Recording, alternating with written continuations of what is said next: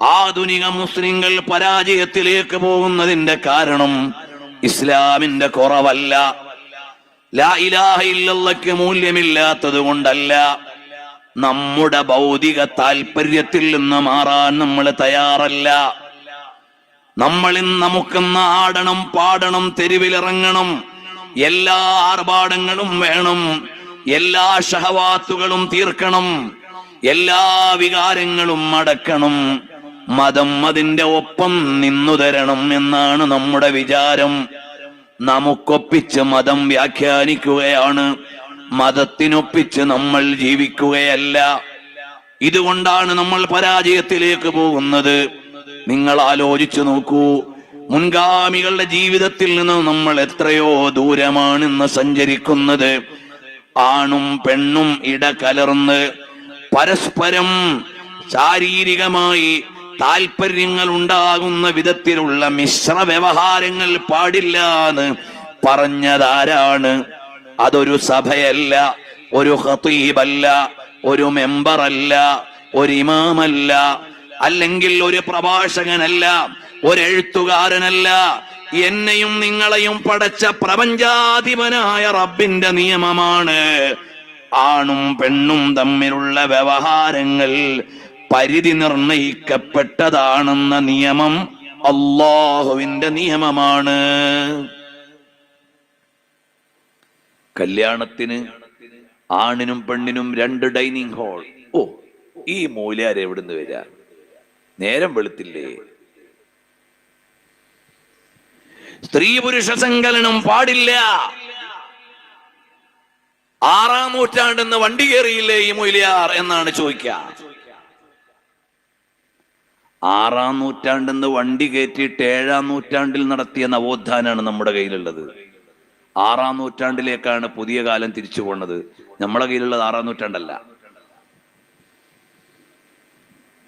നമ്മുടെ കയ്യിലുള്ളത് 6-ാം നൂറ്റാണ്ടിന്റെ അഴുക്കുകളെ മുഴുവനും മാറ്റിയിട്ട് ഉജ്ജ്വലമായ ഒരു ആദർശത്തെ, നമ്മുടെ ഓരോരുത്തരുടെയും കരളിന്റെ കാതലായ പ്രപഞ്ചത്തിന്റെ ദീപ്തിയായ തുല്യതയില്ലാത്ത വിലാസത്തിന്റെ ഉടമയായ സയ്യിദുനാ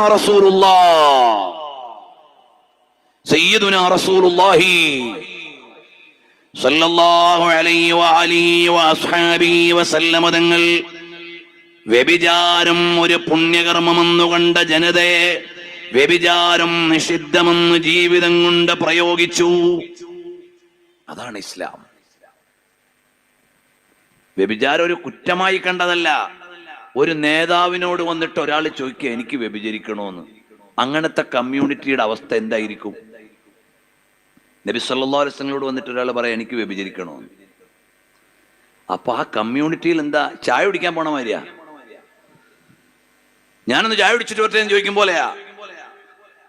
നബി സല്ലല്ലാഹു അലൈഹി വസല്ലം നിങ്ങളോട് വന്ന് ചോദിക്കാവുന്ന ഒരു സാഹചര്യം, ഒരു സോഷ്യൽ അറ്റ്മോസ്ഫിയർ, ഒരു സാമൂഹിക പരിസരത്ത് നിന്നുകൊണ്ടാണ് നബി സല്ലല്ലാഹു അലൈഹി വസല്ലം തങ്ങൾ കാര്യകാരണങ്ങളെ ബോധ്യപ്പെടുത്തി ഏറ്റവും മനഃശാസ്ത്രപരമായ മാറ്റം കൊണ്ടുവന്നു. എന്നിട്ട് വ്യഭിചാരം നിഷിദ്ധമാണെന്ന ബോധ്യത്തിലേക്ക് ജനതയെ കൊണ്ടുവന്നു. സ്റ്റേറ്റ്മെന്റ് ഇറക്കിയതല്ല, ബോധ്യത്തിലേക്ക് ഒരു ജനതയെ കൊണ്ടുവന്നു. ഇന്നും ഒരുപാട് മനുഷ്യർ അത്തരം അനാവശ്യത്തിലേക്ക് പോകാത്തത് നബി സല്ലല്ലാഹു അലൈഹി വസല്ലം തങ്ങളുടെ അന്നത്തെ പ്രഖ്യാപനത്തിന്റെ പ്രതിധ്വനിയാണ്. അതുകൂടി നമ്മൾ അറിയണം. 200 കോടി വരുന്ന മുസ്ലിങ്ങളിലെ കോടിക്കണക്കിന് വരുന്ന മുസ്ലിങ്ങൾ ഒരുപാട് അനാവശ്യങ്ങളിൽ നിന്ന് വിട്ടുനിൽക്കുന്നത് നബി സല്ലല്ലാഹു അലൈഹി വസല്ലം തങ്ങളുടെ 1400 ചില്ലാനം കൊല്ലം മുമ്പുള്ള ഒരു സ്റ്റേറ്റ്മെന്റിന്റെ പവറാണ്, ഒരു പ്രഖ്യാപനത്തിന്റെ മൂല്യമാണ്. നബി സല്ലല്ലാഹു അലൈഹി വസല്ലം തങ്ങൾ മാറ്റിക്കൊണ്ടുവന്നു. മദ്യപാനികളായ ജനതയെ മദ്യവെറിയന്മാരാക്കി കൊണ്ടുവന്നു. ചൂതാട്ടം നടത്തിയവരെ നേരായ സംസ്കാരത്തിലേക്ക് കൊണ്ടുവന്നു.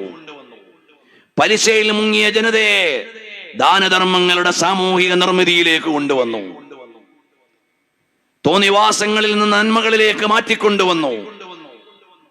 പാരസ്പര്യങ്ങളിൽ മൂല്യങ്ങളുള്ളവരാക്കി വളർത്തിക്കൊണ്ടുവന്നു. വ്യവസ്ഥാപിതമായ കുടുംബ ബന്ധങ്ങളിലേക്ക് കൊണ്ടുവന്നു. അങ്ങനെയെല്ലാം മാറ്റമുണ്ടാക്കിയ നബി സല്ലല്ലാഹു അലൈഹി വസല്ലം തങ്ങളുടെ അനുയായികൾ ഇന്നീ മതത്തിന്റെ പേര് വെച്ചുകൊണ്ട് എക്സ്ട്രാ ലിബറലിസത്തിലേക്ക്, അൾട്രാ ലിബറലിസത്തിലേക്ക്, അതിരുവിട്ട സുതാര്യവൽക്കരണത്തിലേക്ക്, ഉദാരവൽക്കരണത്തിലേക്ക് ചേക്കേറിക്കൊണ്ടിരിക്കുകയാണ്. നമ്മുടെ നാശം മുഴുവനും മഹബ്ബത്തുദ്ദുന്യാ, ദുനിയാവിനോടുള്ള മോഹമാണ്, വികാരങ്ങളോടുള്ള മോഹമാണ്. അതുകൊണ്ട് നമ്മൾ എപ്പോഴാണോ നമ്മുടെ വിചാരവും മതത്തിന്റെ വിചാരവും രണ്ടു ദിശയിൽ വരുമ്പോ നബി സല്ലല്ലാഹു അലൈഹി വസല്ലം തങ്ങളുടെ താല്പര്യങ്ങളിലേക്ക് വരുന്നത്, അപ്പോൾ നമുക്ക് ജയിക്കാം. സിദ്ദീഖ് റളിയല്ലാഹു അൻഹു പറയാണ്, ഞാനൊരു പാനീയം ചുണ്ടത്തേക്ക് ചേർത്ത് വെച്ചപ്പോൾ എനിക്ക് ഓർമ്മ വരികയാണ് നബി സല്ലല്ലാഹു അലൈഹി വസല്ലം തങ്ങൾ ദുനിയാവിനെ എങ്ങനെയാണ് തട്ടിമാറ്റിയത് എന്ന്. ബസറയിലെ ഒരു സായാഹ്നത്തിൽ അനസ് ബിൻ മാലിക് റളിയല്ലാഹു അൻഹു ഇരുന്ന് കരയുകയാണ്. ആ സുപ്രയുടെ മുമ്പിൽ ഇരുന്നു കൊണ്ടാണ് കരയുന്നത്. ആരാണ് അനസ് ബിൻ മാലിക് തങ്ങൾ? ഖാദിമു റസൂലില്ലാഹ്, നബി സല്ലല്ലാഹു അലൈഹി വസല്ലം തങ്ങളുടെ 10 കൊല്ലത്തെ പരിചാരകനാണ്. പക്ഷേ ബസറയിൽ വന്നിരുന്നു കൊണ്ട് ഒരു തളികയുടെ മുമ്പിൽ ഇരുന്നു കൊണ്ട് കരയുകയാണ്. മഹാനായ ഇബ്നു ഹജർ അൽ അസ്ഖലാനി തങ്ങൾ രേഖപ്പെടുത്തുകയാണ്, എന്തേ അനസേ ഇവിടെ ഇരുന്ന് കരയുന്നത്? ഈ നൈസ് റൊട്ടിയും ഇത്ര മനോഹരമായി പാകം ചെയ്ത മാംസവും എന്റെ ഹബീബ് സല്ലല്ലാഹു അലൈഹി വസല്ലം തങ്ങൾക്ക് ലഭിച്ചിട്ടില്ലല്ലോ, അതോർത്ത് കരയുകയാണ്. ഇത്ര മാർദ്ദവമുള്ള റൊട്ടിയും ഇത്ര സോഫ്റ്റായി പാചകം ചെയ്ത മാംസക്കറിയും എന്റെ ഹബീബ് സല്ലല്ലാഹു അലൈഹി വസല്ലം തങ്ങളുടെ തളികയിൽ കിട്ടിയിട്ടില്ല. അവിടുന്ന് എത്ര ലളിതമായിട്ടാണ് ജീവിച്ചത്. അവിടുന്ന് നല്ല ഒരവുള്ള റൊട്ടിയല്ലേ കഴിച്ചത്, കുറഞ്ഞ കാരക്കയല്ലേ കഴിച്ചത്. ചിലപ്പോൾ കാറിയ, അല്ലെങ്കിൽ നമ്മുടെ നാട്ടിലെ ഭാഷയിൽ പറഞ്ഞാൽ കനച്ച എണ്ണ കൊണ്ടുണ്ടാക്കിയ ഭക്ഷണം അവിടുന്ന് കഴിച്ചില്ലേ? അനസ് ബിൻ മാലിക് തങ്ങൾ തന്നെ പറയുന്നുണ്ട്, ഞാൻ എൻ്റെ അമ്മായിയുടെ വീട്ടിലേക്ക് ഒരിക്കൽ സൽക്കരിക്കാൻ കൊണ്ടുപോയി. അപ്പോൾ കനച്ച എണ്ണ, കാറിയ എണ്ണ, പഴകിയ എണ്ണ കൊണ്ടുണ്ടാക്കിയ ഭക്ഷണമാണുള്ളത്. നബി സല്ലല്ലാഹു അലൈഹി വസല്ലം തങ്ങൾ ഒരു ഭാവമാറ്റവും ഇല്ലാതെ ഭക്ഷണം കഴിച്ചു. നിസ്കരിക്കാൻ നേരമായപ്പോൾ അതാ ഒരു തടുക്കെടുത്ത് വിരിച്ചു. അത് പഴകിയിട്ടതിന്റെ രോമങ്ങൾ ഇളകി കുത്താൻ തുടങ്ങിയിട്ടുണ്ട്. പക്ഷേ ഒരു പഴമയല്ല, പുതിയ പായിൽ നിസ്കരിക്കുന്ന മുഖഭാവത്തോടെ അവിടുന്ന് നിസ്കരിച്ച് വിനയം കാണിച്ച റസൂലുള്ളാഹി സ്വല്ലല്ലാഹു അലൈഹി വസല്ലം തങ്ങൾ സ്വഹാബികളിൽ സ്ഥാപിച്ച ഏറ്റവും വലിയ സന്ദേശം ഏതാണ്? ഈ ഭൗതികത നിങ്ങളെ മാടി വിളിക്കും, നിങ്ങൾ അതിൽ വഞ്ചിതരാവല്ലേ. ഇതാണ് നമുക്കിന്ന് ഏറ്റെടുക്കാനുള്ള ഏറ്റവും വലിയ പാഠം. നബി സല്ലല്ലാഹു അലൈഹി വസല്ലം തങ്ങൾക്ക് പൊന്നിന്റെ കൊട്ടാരമുണ്ടാക്കാമായിരുന്നു. അതിനുള്ള മെഗാ മില്യണയർമാരെന്നുണ്ടായിരുന്നു. അന്നും ലോകത്ത് കൊട്ടാരങ്ങളുണ്ട്, അന്നും ലോകത്ത് നാലുകെട്ടുകളുണ്ട്. പക്ഷേ നബി സല്ലല്ലാഹു അലൈഹി വസല്ലം തങ്ങളുടെ റോസാ പുഷ്പം പോലെയുള്ള പൂമേനിയിൽ ഈത്തപ്പനയോലയുടെ അടയാളം പതിയും വിധത്തിൽ ഒരു മാർദ്ദവമുള്ള വിരിപ്പ് പോലുമില്ലാതല്ലേ കിടന്നത്. ഒരിക്കൽ നബി സല്ലല്ലാഹു അലൈഹി വസല്ലം തങ്ങൾ ഹഫ്സ റളിയല്ലാഹു അൻഹയോട് ചോദിച്ചു, ഇന്നലെ വിരിച്ച വിരിപ്പിന് വല്ല വ്യത്യാസവും ഉണ്ടോ? അപ്പോൾ പറഞ്ഞു, ഈത്തപ്പനയുടെ നാരു ചേർത്തിട്ടുള്ള വിരിപ്പാണല്ലോ ആ വീട്ടിൽ. ഇന്നലെ ഒരു 2 ഫോൾഡ് 2 ഫോൾഡ് കിടക്കയാക്കിയെന്നേ ഉള്ളൂ. സാധാരണ ഒരു ലെയറാണ് വിരിക്കാറുള്ളത്. അതൊരു 2 ലെയർ ചേർത്ത് വിരിച്ചു പോയി. അപ്പോൾ നബി സല്ലല്ലാഹു അലൈഹി വസല്ലം തങ്ങൾ പറഞ്ഞു, വേണ്ട മോളെ ഹഫ്സ, ആ ഒരു ലെയറുള്ള വിരിപ്പ് മതി എനിക്ക്. കാരണം എന്തേ? ഈ ലോകം നമ്മൾക്കെന്നും ജീവിക്കാനുള്ള വീടല്ല. 28 ദിവസം ഒരേറുമാടത്തിൽ കഴിഞ്ഞു നബി സല്ലല്ലാഹു അലൈഹി വസല്ലം തങ്ങൾ. ആ 28ഓ 29ഓ ദിവസം ഏറുമാടത്തിൽ കഴിയുന്നതിനിടയിൽ ഉമറുൽ ഫാറൂഖ് തങ്ങൾ ചെന്നു നബി സല്ലല്ലാഹു അലൈഹി വസല്ലം തങ്ങളെ കാണാൻ. പറയാൻ പോയ വിവരം പറയുന്നതിന് മുമ്പ് ആ പൂ പോലെയുള്ള പുഷ്പം പോലെയുള്ള മേനിയിൽ ചെമന്ന വര കണ്ടപ്പോൾ ചോദിച്ചു, യാ റസൂലല്ലാഹ്, അല്ലയോ ഹബീബായ തങ്ങളെ, ഒരു സോഫ്റ്റായ വിരിപ്പെങ്കിലും എടുത്തുകൂടെ നബിയേ? അല്ല, കിസ്റ രാജാവിന്റെ കൊട്ടാരം കണ്ടില്ലേ? റോം ചക്രവർത്തിയുടെ സപ്രപഞ്ചം കണ്ടില്ലേ? ലോകത്തെ ഭരണാധികാരികളുടെ അധികാര കേന്ദ്രങ്ങൾ കണ്ടില്ലേ? തങ്ങൾക്കും ചില സൗകര്യങ്ങളായിക്കൂടെ എന്ന് ചോദിച്ചപ്പോൾ നബി സല്ലല്ലാഹു അലൈഹി വസല്ലം തങ്ങൾ ചോദിച്ച ഒരു ചോദ്യമുണ്ട്. അവർക്ക് സ്വർഗമുണ്ടോ ഉമറേ? അവർക്ക് സ്വർഗമുണ്ടോ ഉമറേ? ഞാൻ ആരാണെന്നറിയുമോ? അനഫിദ്ദുന്യാ, ഞാൻ ഈ ലോകത്ത് ജീവിക്കുന്നത് കറജുലിൻ ഇസ്തളല്ല തഹത ശജറത്തിൻ, യാത്രക്കിടയിൽ ഒരു മരച്ചുവട്ടിൽ തണൽ കൊള്ളാൻ ഇറങ്ങിയ യാത്രികനെ പോലെയാണ്. അല്പം കഴിയുമ്പോൾ ഈ തണൽ വിട്ട് യാത്ര തുടരും. ഇതുപോലെയാണ് ഈ ലോകത്തെ ജീവിതം. എത്ര പരകോടിപതികൾ നമ്മുടെ ഇടയിൽ ജീവിക്കുന്നുണ്ട്. ഒരടി പോലും അവർ ഔദാര്യത്തിന്റെ മനസ്സില്ല. ഇനിയും കിട്ടിയാൽ അടുത്ത ഒരു സെന്റ് കൂടി വേണം, ഒരു കമ്പനി കൂടി വേണം, ഒരു കട കൂടി വേണം, അയൽവാസിയുടെ ഒരു അതിരു കൂടി വേണം, അപ്പുറത്തെ ഒരു ഷോപ്പ് കൂടി വേണം. വയസ്സെത്രയായി? 70ആയി, 60 കഴിഞ്ഞു. ഇനിയും മോഹം തീർന്നിട്ടില്ല. എവിടേക്കാണിത് കൊണ്ടുപോകാൻ പോണ്ടത്? എവിടെയും കൊണ്ടുപോകൂല. ഈ ദുനിയാവ് വിട്ടേച്ചു പോകാനുള്ള വീടാണ്, കെട്ടിക്കൊണ്ടുപോകാനുള്ള വീടല്ല, കെട്ടിപ്പിടിക്കാനുള്ള വീടല്ല, വിട്ടിട്ട് പോകാനുള്ള വീടാണ്. അതുകൊണ്ട് മോനെ, ബിഖദ്രി ഇഖാമതിക ഫീഹാ, ഇവിടെ എത്ര നാളുണ്ടെന്ന് ആലോചിച്ച് വേണം ഈ ദുനിയാവിനെ പ്രണയിക്കാൻ. അതേ സമയത്ത് മോനെ, നാളെ വരുന്നുണ്ട് പരലോകം. അവിടത്തെ ജീവിതം അനന്തമാണ്. അവിടെ ഒരു നല്ല വീട് വേണം, അവിടെ നല്ല ഒരു കൊട്ടാരം വേണം, അവിടെ നല്ല ഒരു ഉദ്യാനം വേണം, അവിടെ നല്ല സൗകര്യങ്ങൾ വേണം. അതിനു വേണ്ടി അധ്വാനിച്ചോ മോനെ. കാരണം അവിടുത്തെ ജീവിതം എറ്റേണലാണ്, അവിടുത്തെ ജീവിതം അൺഎൻഡിങ് ആണ്, അവിടുത്തെ ജീവിതം അനന്തമാണ്, ഒടുങ്ങാത്ത വാസത്തിന്റെ വീടാണ്. ചോദിക്കട്ടെ, സിദ്ദീഖുൽ അക്ബർ റളിയല്ലാഹു അൻഹു സ്വർഗോദ്യാനമായ മദീനത്തെ ഖബറിൽ കിടക്കാൻ തുടങ്ങിയിട്ട് കാലം 1400 ചില്ലാനും കഴിഞ്ഞില്ലേ? എന്തൊരാനന്ദമായിരിക്കും സിദ്ദീഖ് തങ്ങൾക്ക്. 40,000 ദിർഹം ഉണ്ടായിരുന്നു ഇസ്ലാമിലേക്ക് വരുമ്പോ. ഈ ലോകത്തൊന്ന് യാത്രയാകുമ്പോ ഒന്നും ഉണ്ടായിരുന്നില്ലെന്ന് ആയിഷ റളിയല്ലാഹു അൻഹ പറഞ്ഞ മഹാനല്ലേ സയ്യിദുനാ അബൂബക്കർ സിദ്ദീഖ് റളിയല്ലാഹു അൻഹു.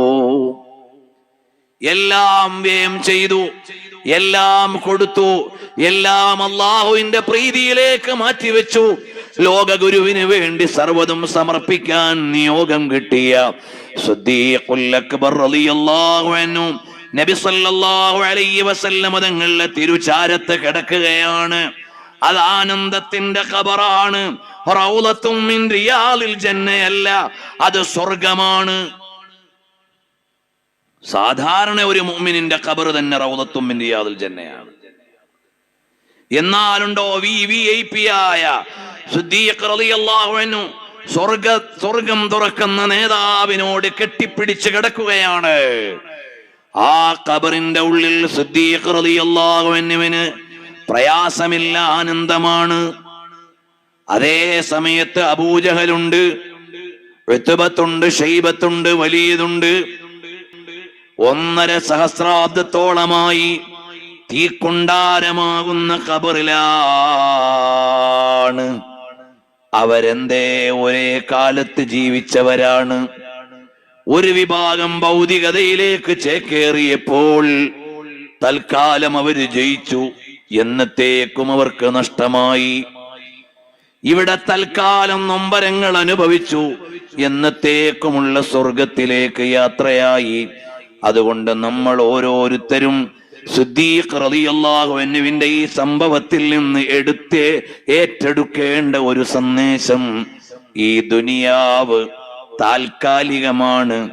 എന്റെ വികാരങ്ങളും എന്റെ താല്പര്യങ്ങളെക്കാളും വലുത് എന്റെ നബിയുടെ, എന്നെ പടച്ച റബ്ബിന്റെ താല്പര്യമാണ്. എന്റെ മകളെ വിവാഹം ചെയ്തു കൊടുക്കുമ്പോൾ അവളെ നിസ്കരിപ്പിക്കുന്ന, നിസ്കാരം നഷ്ടപ്പെടുത്താത്ത കുടുംബ ജീവിതം വേണം.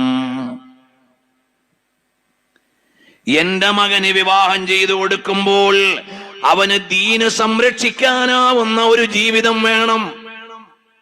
എന്റെ മകന് വിദ്യാഭ്യാസം നിശ്ചയിക്കുമ്പോൾ അവന്റെ മതം നഷ്ടപ്പെടാത്ത വിദ്യാഭ്യാസം വേണം.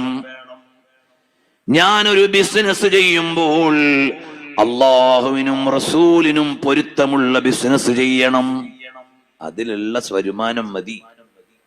റളീനാ ബില്ലാഹി റബ്ബൻ വബിൽ ഇസ്ലാമി ദീനൻ വബിമുഹമ്മദിൻ സല്ലല്ലാഹു അലൈഹി വസല്ലമ നബിയ്യൻ വറസൂല. അള്ളാഹുവും റസൂലും പൊരുത്തപ്പെട്ട നിലക്ക് കിട്ടുന്ന സമ്പാദ്യം മതി. അള്ളാഹുവും നബി സല്ലല്ലാഹു അലൈഹി വസല്ലമ തങ്ങളും ഇഷ്ടപ്പെടുന്ന സമ്പാദ്യം മതി.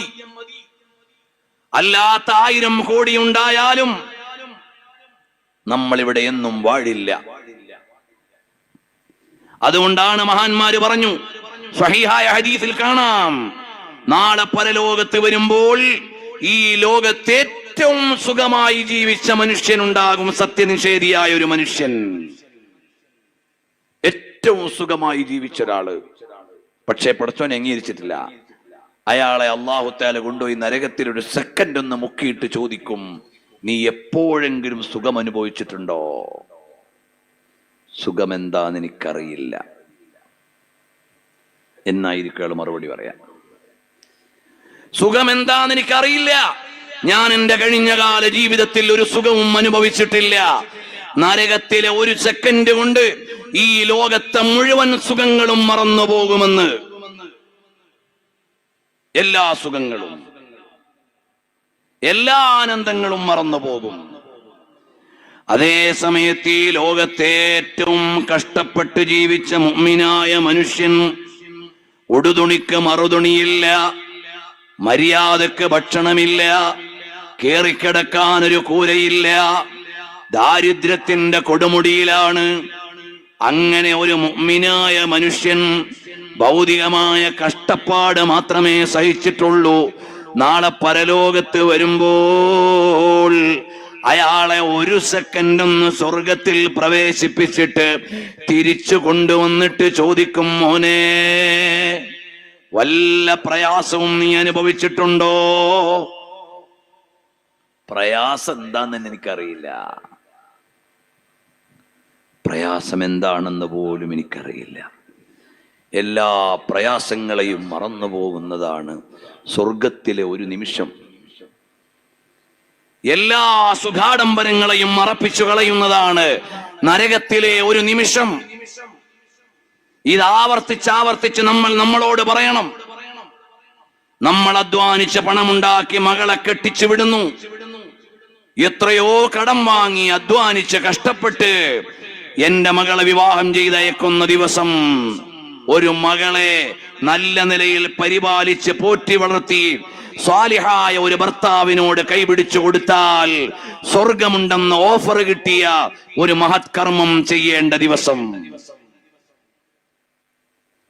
എല്ലാ പേക്കൂത്തും ആട്ടവും പാട്ടും മുഴുവനും നടത്തി നിഷിദ്ധമായ പലതും കൂട്ടിച്ചേർത്തിട്ട് പോകുന്ന മനുഷ്യ, ഈ ലോകത്ത് നിന്റെ അധ്വാനം മുഴുവനും വിനിയോഗിച്ചു കഴിഞ്ഞു. നാളത്തേക്ക് നിനക്കൊന്നും കിട്ടാനില്ല. നാളത്തേക്ക് നിനക്കൊന്നും കിട്ടാനില്ല. ഇവിടത്തെ മുഴുവനും പോയി. നമ്മുടെ തെക്കൻ കേരളത്തിൽ പല രക്ഷിതാക്കളും ജീവിക്കുന്നത് പെൺമക്കൾക്ക് വേണ്ടി മാത്രം. ഉണ്ടാക്കിയത് മുഴുവനും എഴുതി കൊടുത്താലും മതിയാവില്ല. പെൺമക്കളെ, നിങ്ങൾ എതിരാവണ്ട. നല്ല നിലക്ക് ഹലാലായി അധ്വാനിച്ച വരുമാനം ഹലാലായ നിനക്ക് വിനിയോഗിക്കാൻ മക്കൾക്ക് എത്ര കൊടുത്താലും അത് അധികമല്ല. അതേ സമയത്ത് നിങ്ങൾ ആലോചിക്കണം, നമ്മൾ നാളത്തേക്ക് വേണ്ടി എന്ത് കരുതി വെച്ചു എന്ന്. മഹാനരായ സയ്യിദുനാ അബൂബക്കറിന് സിദ്ദീഖ് റളിയല്ലാഹു അൻഹു ആലോചിക്കുകയാണ്, അല്ല, എന്താണ് നബി സല്ലല്ലാഹു അലൈഹി വസല്ലം നിങ്ങൾ കാണിച്ചു തന്നത്? ഈ ദുനിയാവ് അണിഞ്ഞൊരുങ്ങി മുമ്പിലേക്ക് വരുമ്പോൾ وأكدت زهده فيها ضرورته إن الضرورة لا تعدو على العصم مولاي صل وسلم على حبيبك خير الخلق كلهم. ഏറെ ആവശ്യമുള്ള ഘട്ടത്തിലും പരിത്യാഗം ഒഴിവാക്കാത്ത നബി സല്ലല്ലാഹു അലൈഹി വസല്ലം തങ്ങൾ അണിഞ്ഞൊരുങ്ങിയല്ല കനകമായി കൈവെള്ളയിലേറ്റു വരട്ടെ എന്ന് ചോദിച്ചപ്പോ വറാവദതുൽ ജിബാലു ശുമ്മു മിൻ ദഹബി അൻ നഫ്സിഹി ഫഅറാഹ അയ്യമാ ശമമി. ആവശ്യമുള്ള നേരത്താണ് ഉഹദ് മല ചോദിച്ചത്, പൊന്നായി കൈവെള്ളയിലേക്ക് വരട്ടേന്ന്. വേണ്ട വേണ്ട എന്ന് പറഞ്ഞ പരിത്യാഗത്തിന്റെ പര്യായമാണ് പുണ്യപ്രഭു മുഹമ്മദുർ റസൂലുള്ളാഹി സ്വല്ലല്ലാഹു അലൈഹി വആലിഹി വഅസ്ഹാബിഹി വസല്ലമ തങ്ങൾ. ഓ മുഅ്മിനീങ്ങളെ, സിദ്ദീഖ് റളിയല്ലാഹു അൻഹു ജയിച്ചത് അവിടുത്തെ ഉള്ളിലുള്ള മഹബത്ത് കൊണ്ടാണ്. സദസ്സിലുള്ള സഹോദരങ്ങൾ ഒരു 2 മിനിറ്റ് എഴുന്നേറ്റു നിന്നാൽ ഒരു സന്ദേശം കൂടി വായിച്ച് നമുക്ക് ദുആ ചെയ്യാം. ഹബീബരായ സയ്യിദുനാ റസൂലുള്ളാഹി സല്ലല്ലാഹു അലൈഹി വസല്ലം തങ്ങളെ സിദ്ദീഖ് തങ്ങൾ ജീവനേക്കാൾ സ്നേഹിച്ചു, ജീവനേക്കാൾ ഇഷ്ടം വെച്ചു. എവിടെയെല്ലാം പൊട്ടിക്കരഞ്ഞോ അപ്പോഴൊക്കെ ചോദിക്കുമേ, സിദ്ദീഖേ, നിങ്ങൾ എന്തിനാണ് കരയുന്നത്? എനിക്കെന്തെങ്കിലും സംഭവിക്കുമോ എന്ന് വിചാരിച്ചിട്ടല്ല, തങ്ങൾക്ക് വല്ലതും സംഭവിക്കുമോ എന്ന് വിചാരിച്ചിട്ടാണ്. ഞാൻ അങ്ങനെ ഒന്ന് ലിസ്റ്റ് ചെയ്തു നോക്കിയപ്പോൾ എത്രയോ രംഗമുണ്ട്. എന്തേ സിദ്ദീഖേ കരയുന്നത്? മറ്റൊന്നുമല്ല നബിയേ, എനിക്കെന്തെങ്കിലും പറ്റിയാൽ ഒന്നും വരാനില്ല, തങ്ങൾക്ക് വല്ലതും പറ്റുമോ എന്ന് പേടിച്ചിട്ടാണ്. അങ്ങനെ മുത്തുനബി സല്ലല്ലാഹു അലൈഹി വസല്ലം തങ്ങൾക്ക് വേണ്ടി കരഞ്ഞ സയ്യിദുനാ അബൂബക്കറിന് സിദ്ദീഖ് റളിയല്ലാഹു അൻഹുവിനോട് പറഞ്ഞ ഒരു പരാമർശം ആദ്യത്തെ ദിവസം നമ്മൾ തുടങ്ങി വെച്ചിട്ടുണ്ട്. ലൗ കുന്തു മുത്തഖിദൻ ഖലീല ലത്തഖൽതു അബൂബക്കറിൻ ഖലീല. എന്റെ അടിത്തട്ടിലെ സ്നേഹം തരാൻ എനിക്ക് കഴിയുന്നില്ല, റബ്ബിനെ സ്നേഹിച്ചു പോയി. തൊട്ടടുത്ത സ്നേഹം സിദ്ദീഖേ നിങ്ങൾ കാണുന്നതിനൊരാശയമുണ്ട്. ആ സ്നേഹം ഏറ്റുവാങ്ങിയ സിദ്ദീഖ് റളിയല്ലാഹു അൻഹു നാളെ വരുമ്പോൾ നബി സല്ലല്ലാഹു അലൈഹി വസല്ലം തങ്ങളുടെ ചാരത്ത് നിൽക്കുമ്പോ അവിടുത്തേക്ക് നമുക്കൊന്നെത്തണം. ഒരു നിവേദനം വായിച്ചു ഞാൻ അവസാനിപ്പിക്കുകയാണ്.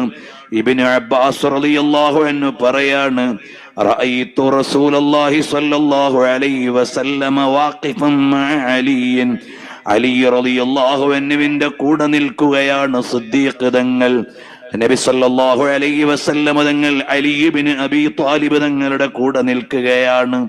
സിദ്ദീഖ് റളിയല്ലാഹു അൻഹു അങ്ങോട്ട് കടന്നു വന്നു. ഇത് അഖബല അബൂബക്കറിൻ, അബൂബക്കർ സിദ്ദീഖ് റളിയല്ലാഹു അൻഹു അങ്ങോട്ട് കടന്നു വന്നു. ഫസാഫഹു നബിയു, നബി സല്ലല്ലാഹു അലൈഹി വസല്ലം തങ്ങൾ മുസാഫഹ ചെയ്തു. വഅനഖഹു, ആലിംഗനം ചെയ്തു. വഖബ്ബല ഫാഹു, ചുണ്ടിൽ ചുംബനം കൊടുത്തു. അപ്പോൾ അലി തങ്ങൾ ചോദിച്ചു, ഇതെന്തൊരു സ്വീകരണമാണ്? സാധാരണ ഇങ്ങനെയൊന്നും ചെയ്യാറില്ലല്ലോ. എന്തേ ഇങ്ങനെ ചുണ്ടിൽ ചുംബനം കൊടുത്ത് സ്നേഹ ചുംബനങ്ങളോടെ അബൂബക്കർ എന്നവരെ വരവേൽക്കുന്നത്? അപ്പോൾ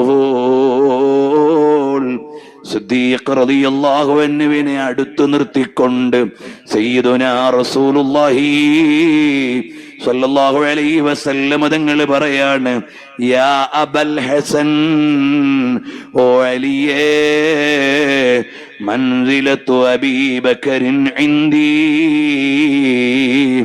സിദ്ദീഖുൽ അക്ബർ തങ്ങൾക്ക് എന്റെ അടുക്കലുള്ള സ്ഥാനം കമൻസിലത്തി ഇൻദ റബ്ബി, എനിക്കെന്റെ റബ്ബിന്റെ അടുത്തുള്ള ഒരു സ്ഥാനമുണ്ട്. അതിന് മേലെ ആരും റബ്ബിന്റെ അടുത്ത് സ്ഥാനമുള്ളവരില്ല. അല്ലാഹു ആകുന്ന സ്രഷ്ടാവിന്റെ സ്ഥാനം കഴിഞ്ഞാൽ തൊട്ട് താഴെയുള്ള സ്ഥാനം നബി സല്ലല്ലാഹു അലൈഹി വസല്ലം തങ്ങളുടെ സ്ഥാനമാണ്. വഅഫ്ളലുൽ ഖൽഖി അലൽ ഇത്ലാഖി നബിയുനാ ഫമിൽ അനിശ്ശിഖാഖി, ഏറ്റവും മഹത്വമുള്ള സൃഷ്ടി നബി സല്ലല്ലാഹു അലൈഹി വസല്ലം തങ്ങളാണ്. അല്ലാഹുവിന്റെ അടുക്കൽ എനിക്കുള്ള സ്ഥാനം പോലെയാണ് സിദ്ദീഖുൽ അക്ബർ നിങ്ങൾക്ക് എന്റെ അടുത്തുള്ള സ്ഥാനം. അതിന് മേലെ മോനെ അലിയേ, നിങ്ങൾ എന്റെ മരുമകനാണ്, ഉപ്പയുടെ സഹോദരന്റെ മകനാണ്. അതൊക്കെ ശരിയാണ്. പക്ഷേ എന്റെ ഇഷ്ടം എന്റെ സിദ്ദീഖിനോട് വളരെ അടുത്താണ്. ജയിച്ചു പോയില്ലേ?